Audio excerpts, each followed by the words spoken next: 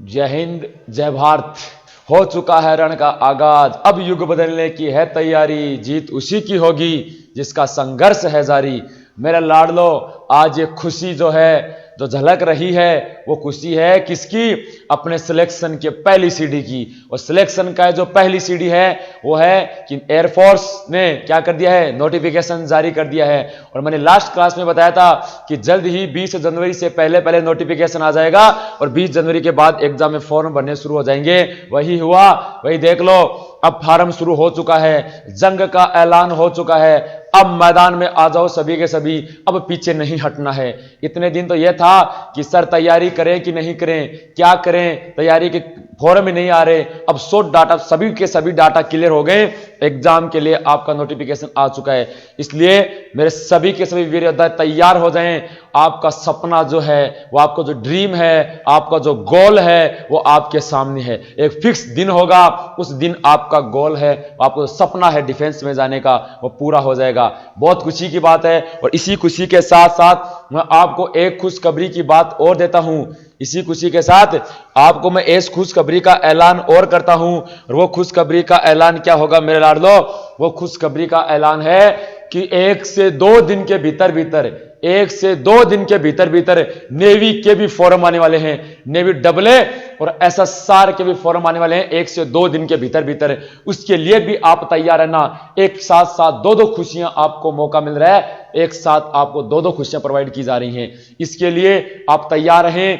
इस खुशी के मौके पर अब अपन बात करेंगे किसकी, कि किस प्रकार से अपने फॉर्म भरे जाएंगे एयरफोर्स के। नेवी की बात मैं आपको 1-2 दिन के भीतर वापस खुशखबरी लेकर आने वाला हूं।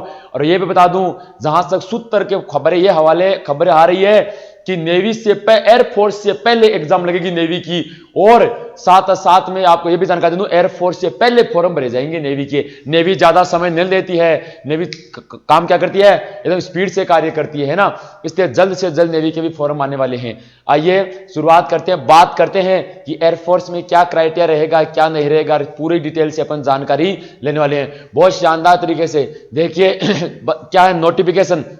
नोटिफिकेशन आप डाउनलोड करोगे, उसमें बहुत चीजें लिखी हैं। अब देखिए पूरा नोटिफिकेशन पढ़ने की आवश्यकता नहीं है। जो आपके लिए एलिजिबल बातें हैं उस नोटिफिकेशन में, जो आपके लिए बातें हैं, जो आपको जाननी जरूरी है, वो 5 से 6 बातें हैं मोटे मोटे तौर पर, वह बात आपको जाननी चाहिए। उसके अलावा उस नोटिफिकेशन के चक्कर में टाइम बिल्कुल भी वेस्ट मत करो, है ना। मैंने बहुत देखा कि भाई, इसीलिए मैंने मजबूर होकर लास्ट में वीडियो बनाना हो रहा हूं मैं। इसीलिए मैंने देखा कि बहुत मतलब 1-1 घंटे का लेक्चर दिया जा रहा है एक छोटे से नोटिफिकेशन के ऊपर। अरे लेक्चर की बात ही नहीं है। आपके लिए नोटिफिकेशन में 5 बातें काम की हैं, वो ध्यान में रखो। वो 5 बातें इसलिए हैं क्योंकि आप उस जो 5 बातों को जानोगे तभी आपको पता चलेगा कि मैं एयरफोर्स में बैठने वाला हूं या एयरफोर्स में नहीं बैठने वाला हूं। बस वो 5 बात जाननी जरूरी है। बाकी लंबा लेक्चर देने की आवश्यकता नहीं है और ना ही सुनने की आवश्यकता है। अब मास्टर 15 मिनट के भीतर भीतर मैं आपको जो 5 इंपॉर्टेंट बातें जो आपके लिए जाननी जरूरी है उसका डिस्कस करने वाला हूं। ज्यादा दिमाग आपको खर्च करना ही नहीं है, बस दिमाग में इतना याद रखना है, अपने जो 5 बातें मैं वही करेंगे। आइए शुरुआत करते हैं उन 5 बातों की कि आपको किन किन 5 बातों का ध्यान रखना है। आपको किन किन 5 बातों का ध्यान रखना है वो आपको पता होना चाहिए। देखिए सबसे पहली बात तो बैच। अपना ये बैच कितना है? 01/2022। कितना है? 01/2022। ये है अपना बैच, है ना। ये एयरफोर्स का बैच है। इस बैच के अगर आप सिलेक्शन होते हैं तो आपका जो बैच होगा वो फर्स्ट 2022 का बैच होगा। दिमाग में सर 2021 चल रही है, लेकिन ये 2022 का बैच होगा पहला, ठीक है। और वैकेंसी किसकी है? वैकेंसी एक्स ग्रुप व वाई ग्रुप। किसकी है? एक्स ग्रुप व वाई ग्रुप की क्या है? वैकेंसी है। इसके बाद योग्यता क्या चाहिए? दूसरा बड़ा पॉइंट आता है योग्यता, है ना। क्या ऐसी योग्यता होना? पहला पॉइंट देखिए योग्यता। आपके पास क्या योग्यता होनी चाहिए कि सर मैं ये फॉर्म भर सकता हूं, है ना। योग्यता में पहली बात है क्वालिफिकेशन। पहली बात करें शिक्षा की बात करेंगे। देखिए एक्स ग्रुप की अगर बात की जाए तो अगर आप एक्स ग्रुप से हैं, अगर आप एक्स ग्रुप की तैयारी करना चाहते हैं तो आपके इंग्लिश, अंग्रेजी, किसमें? अंग्रेजी में। इसके अलावा बात की जाए भौतिक विज्ञान फिजिक्स में, अंग्रेजी में भौतिक विज्ञान फिजिक्स में, और अगर बात की जाए गणित में, ठीक है ना। इन सब्जेक्टों के अंदर क्या होने चाहिए? 50%। इन तीनों सब्जेक्टों में आपके मिनिमम कितने प्रतिशत होने चाहिए? 50% अंक आपके इनमें आने चाहिए। किस किस में? अंग्रेजी में, भौतिक विज्ञान में और गणित में। और इसके साथ साथ अक्स ग्रुप की अगर बात की जाए तो अगर आपके 12th में ओवरऑल, और 12th में ओवरऑल भी कितने परसेंट होने चाहिए, 12th में ओवरऑल 50% होने चाहिए, और इन 3 सब्जेक्टों में 50-50-50 नंबर आने ही चाहिए। अंग्रेजी में आपके 50 आने चाहिए, भौतिक विज्ञान में आपके 50 आने चाहिए, गणित में भी 50 नंबर होने चाहिए मिनिमम। और अगर बात करें 12th में आपके कितने परसेंट होने चाहिए, 50% से आप पास होना अनिवार्य है। बात की जाए वाई ग्रुप की, वाई ग्रुप में क्या है, वाई ग्रुप के अंदर, इसके अंदर कौन शामिल हो सकते हैं अक्स ग्रुप में, अक्स ग्रुप के अंदर केवल पीसीएम, जिसके 12वीं के अंदर क्या रही हो, पीसीएम सब्जेक्ट रहा हो, वही अक्स ग्रुप के अंदर शामिल हो सकते हैं। अब बात की जाए वाई ग्रुप की, वाई ग्रुप में कौन शामिल होंगे, वाई ग्रुप में सभी बच्चे शामिल होंगे जिन्हें 12वीं की है, चाहे वो आर्ट्स से की हो, चाहे कॉमर्स से की हो, चाहे साइंस से की हो, सभी बच्चे इसके अंदर क्या है, शामिल होंगे। वाई ग्रुप में आपको 12th में किसी भी सब्जेक्ट में 12th के अंदर ओवरऑल आपको 50% चाहिए, चाहे आपका कोई भी क्या रहा हो, सब्जेक्ट रहा हो, चाहे साइंस रहा हो, चाहे आर्ट्स रहा हो, चाहे कॉमर्स रहा हो। और इसके अलावा अंग्रेजी में आपके मिनिमम, यहां पर अंग्रेजी का क्राइटेरिया रखा है, अंग्रेजी में आपके 50 नंबर आने चाहिए, अंग्रेजी में 50% अंक होने चाहिए, मतलब 100 में से आपके अंग्रेजी में 50 नंबर आने चाहिए, ओवरऑल सब्जेक्ट को मिलाकर भी आपके 50% अंक आने चाहिए। अगर ये कौन भरेंगे, ये सभी बच्चे, सभी स्टूडेंट जिनके चाहे आर्ट्स हो, चाहे जिनके कॉमर्स हो, चाहे जिनके क्या हो साइंस, तीनों बैकग्राउंड के बच्चे ये फॉर्म अप्लाई कर सकते हैं। अब देख लो, क्या आप इसके अंदर आ रहे हैं, क्या आपने जो फॉर्म भरा है क्या इसके अंदर एलिजिबल हैं? आई होप आप देख लेना अपने अकॉर्डिंग, जो भी मेरा बच्चा है वो भरेगा। आई होप सभी बच्चे हैं, 50% नॉर्मल बात है, सब बच्चों के आते हैं।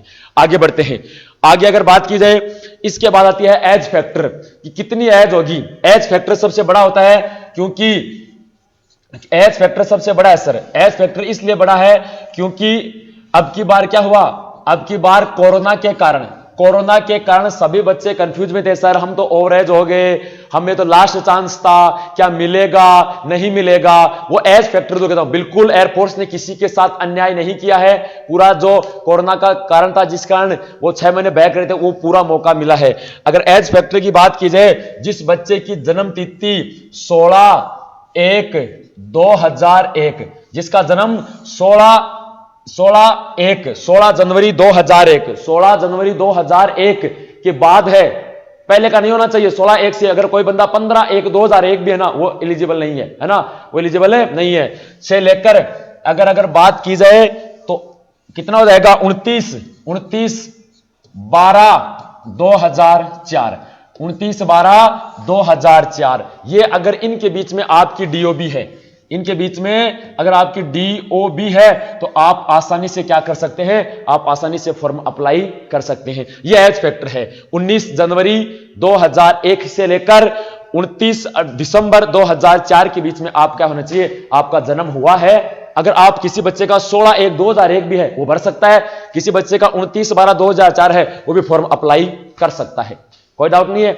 ये हो गई योग्यता, योग्यता में कोई प्रॉब्लम नहीं होनी चाहिए। इस शिक्षा वाली भी हो गई, एज लिमिट की भी हो गई। बात करते हैं नंबर 2, इसके बाद बात करते हैं सर अप्लाई कैसे करेंगे। आप नजदीकी इमित्र पर जाएंगे, देखो सब कहने की बातें होती हैं, ये चाहिए वो चाहिए, कुछ किसी की नहीं सुननी। आप इमित्र पर जाओ अपने नजदीकी, उनसे पूछो कि सर मैं अप्लाई करना चाहता हूं एयरफोर्स का, मुझे किन किन डॉक्यूमेंट की जरूरत है। ओरिजिनल डॉक्यूमेंट चाहिए, इतनी मैं जानकारी देता हूं, सबको ओरिजिनल डॉक्यूमेंट चाहिए, तो ओरिजिनल डॉक्यूमेंट ही इमित्र पर लेकर जाएं, संपर्क कर लें, वो आपको ज्यादा जानकारी दे पाएंगे, क्योंकि वो फॉर्म भर रहे हैं। मैं कह दूंगा ये चाहिए वो चाहिए, मेरे पर मैटर मत, ये मेरा काम नहीं है, ये इमित्र का काम है। इमित्र वाले जो आपकी फॉर्म अप्लाई करते हैं वो बिल्कुल आप और बिल्कुल सावधानी से एक एक आपको चीज को आराम से क्या करना है, फिलअप करना है। आपको गलती मत कर देना, एक भी अगर गलती हो गई तो आप उससे कह सकते हैं एग्जाम से आप बाहर निकाले जा सकते हैं। इसलिए एक एक चीज को देखकर आपको अप्लाई करना, मतलब फॉर्म को डीओबी, आपका जो एड्रेस वगैरह, आपके पिन कोड, डिस्ट्रिक्ट, स्टेट, सब आराम से भरना, सब कोई जल्दबाजी नहीं करनी है, ठीक है। इसके बाद अगर बात की जाए फीस कि सर फीस कितनी लगेगी, अगर फीस की बात की जाए, अगर कोई बंदा जनरल कैटेगरी से है, अगर कोई बंदा ओबीसी कैटेगरी से, जनरल और ओबीसी से है, तो उस बच्चे के 250 रुपए लगेंगे। कितने रुपए लगेंगे, फॉर्म फीस 250 रुपए है। अगर कोई बंदा एससी है और अगर कोई बंदा एसटी कैटेगरी से है तो उनका 0 रुपए है, उनका कोई पैसा नहीं लगने वाला है। ये आपकी क्या हो जाएगी, फॉर्म फीस हो जाएगी। मतलब 300 रुपए में आपका काम हो जाएगा जी। 300 रुपए के अंदर अपन 50,000 की नौकरी प्राप्त करने वाले हैं। ये कोई मैटर नहीं रखता, बस ये नॉर्मल जानकारी है, ये आपके डज नॉट मैटर। सबके पास इतना नॉर्मली है, अपन संपन्न परिवार से है नॉर्मली, है ना, जो ये अप्लाई कर सकते हैं, कोई डाउट नहीं है। ओरिजिनल डॉक्यूमेंट होने चाहिए सबके पास। ये हो गया जी फीस का क्राइटेरिया।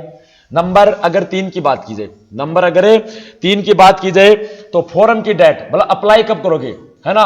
अप्लाई वाला अगर सौदा पूछ रहा है, अप्लाई फॉर्म को अप्लाई कब करोगे, स्टार्ट कब से है, तो फॉर्म चालू हो जाएंगे 22 जनवरी 2021 से शुरू हो जाएंगे और कब तक चलेंगे, 7 फरवरी 2021, 7 फरवरी 2021 तक ये फॉर्म चलेंगे, है ना। 22/1/2021 से शुरू होकर 7/2/2021 तक ये क्या होंगे, ये फॉर्म स्टार्ट होंगे। बहुत देखना, ऐसा मत करना कि सर आज तो 22 ही है, आज तो 24 ही है, भर देंगे, नहीं, बाद में साइड हैंग हो सकती है, बाद में साइड हैंग हो सकती है। इसलिए जिस दिन फॉर्म शुरू हो जाए उससे अगले दिन 23 तारीख से आप फॉर्म अप्लाई करना शुरू कर देना, 23 को, 24 को, 25 को, बस आप जनवरी फरवरी में, आप जनवरी में भर देना। क्यों कि सर साइड हैंग होती है, आपको परेशानी होती है, अगर नहीं भरा गया तो सपोज करो 6 महीने पीछे चले जाएंगे सर, नो, अपन रिस्क लेनी नहीं है, रिस्क 1% की भी नहीं लेनी है अभी, ठीक है। आगे देखिए, अप्लाई कर दिया आपने फॉर्म, फीस आपको बता दी 250 रुपए आपके लगेगी, एज फैक्टर बता दिया, क्या योग्यता होनी चाहिए वो हो जाता है। अब आएगा एग्जाम, नंबर 4 पर है सर इसका एग्जाम कब है, बिल्कुल एग्जाम की भी डेट दे दी, 18 अप्रैल से लेकर 18 अप्रैल से लेकर और 22 अप्रैल 18 अप्रैल से लेकर 22 अप्रैल 2021, 18 अप्रैल से लेकर और 22 अप्रैल 2021 के बीच में एग्जाम हो गए, 4 दिन आपका युद्ध होने वाला है और युद्ध की तारीख आपके सामने आ गई है। इस दिन युद्ध होगा लाखों छात्रों के बीच में, लाखों योद्धाओं के बीच में, और वही सफल होगा जिसका क्या है, संघर्ष जारी है। वही बात आ गई, हो चुका है रण का आगाज, हो चुका है रण का आगाज, अब युग बदलने की है तैयारी, जीत उसी की होगी 18 से 22 अप्रैल के बीच में जिसका संघर्ष है जारी। इसलिए आपको क्या करना है, ये तारीख याद, इस दिन एग्जाम है। अब देख लो कितना टाइम बचा है, कितना टाइम बचा है, कुछ टाइम नहीं रहा है, बिल्कुल भी टाइम नहीं बचा है, एक मिनट आपके लिए कीमती। इसीलिए मैं कह रहा हूं लंबा लेक्चर आपको इस पर पढ़ने की जरूरत नहीं है, ये 5-10 मिनट का खेल है जो बता रहा हूं, उस तरह पढ़कर फिनिश करो बात को, ठीक है। एग्जाम, अब आते हैं एडमिट कार्ड, है ना। अपने एडमिट कार्ड की अगर बात की जाए तो एडमिट कार्ड कब आएंगे, एडमिट कार्ड आ जाएंगे अप्रैल के प्रथम वीक में, अप्रैल महीने के प्रथम सप्ताह में। तो अप्रैल महीने के प्रथम जो सप्ताह है उसके अंदर आपके एडमिट कार्ड जारी कर दिए जाएंगे, सेंटर आपका शहर का पता चल जाएगा, आपका कहां पर है सेंटर, ठीक है, तो ये हो जाएगा। इसके अलावा अगर बात की जाए तो हो ही गई, नॉर्मल सी दौड़ है 1600 मीटर की दौड़ है, दौड़ वाला तो बाद में देखेंगे, पहले दौड़ का छोड़ दो, आप दौड़ दाड़ वाला बाद में कर लेना, पहले पेपर है, फर्स्ट स्टेज पेपर है, पेपर पास होना जरूरी है। बगैर पेपर पास के दौड़ करके क्या करोगे सर, कहां जाओगे दौड़ने के लिए, कहां दौड़ोगे, वो तो बाद में हो जाएगी, बहुत टाइम मिलता है, 1.5-2 महीने का टाइम मिलता है, नॉर्मल सी रेस है, आसानी से आप कर सकते हैं, इसलिए आपको घबराने की जरूरत नहीं है। तो एज वाला हो गया, फीस का हो गया, लास्ट डेट हो गई, बस इतनी जानकारी थी, ये मेन जानकारी थी, इसके लिए आपको याद रखना है। 12वीं पास होने, दोबारा से मेरे पास जल्दी इसको आपको समझा देता हूं।